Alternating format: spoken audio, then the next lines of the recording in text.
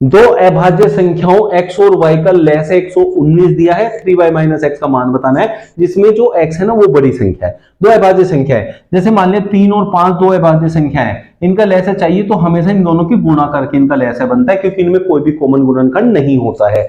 तो इसलिए 119 देखना है किन दो संख्याओं से अभाज्यों की गुणा करके बना है, तो 7 और 17 की गुणा करके बना है। बड़ा कौन है? ये यहां कहा है बड़ा कौन है? x, छोटा कौन है?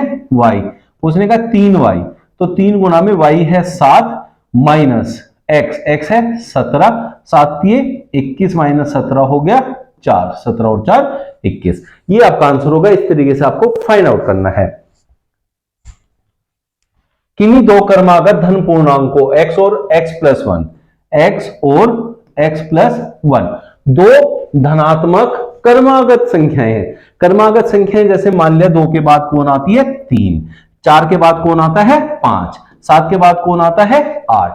जब भी दो क्रमागत आप संख्याएं लेते हैं तो उनमें कोई भी कॉमन फैक्टर नहीं बनता है, तो इसलिए उनका जो लेस आता है हमेशा उन दोनों की गुणा करके आता है। जैसे यहां 4 पंजे 20, 7 अठे 56। ऐसे ही यहां दो संख्याएं, एक x है एक x प्लस 1 है, तो इसका मतलब इन दोनों की गुणा करके आंसर आएगा, जो कि यहां है ऑप्शन बी में x गुणा x प्लस 1, ये लेस है बन जाएगा। और इनका मैस है हमेशा इन दोनों का कुछ भी कॉमन नहीं होता है, तो इसलिए मैस है हमेशा 1 होता है, ये भी याद रखना है।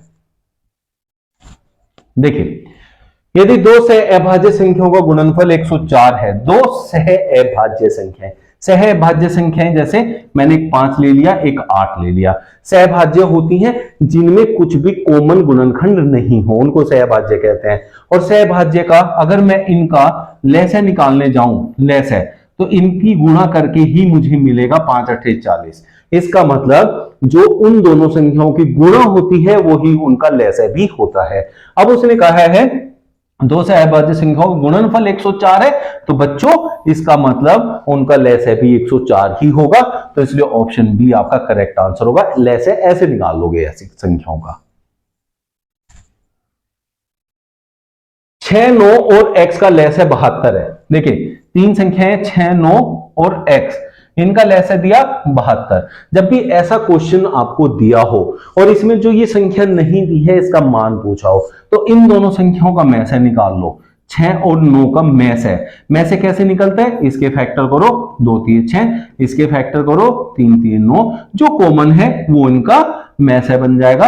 और उस मैस है से आप इस 72 को भाग कर दो तो वो तीसरी संख्या संभावित संख्या निकल के आ जाएगी, जो कि यहां है 24।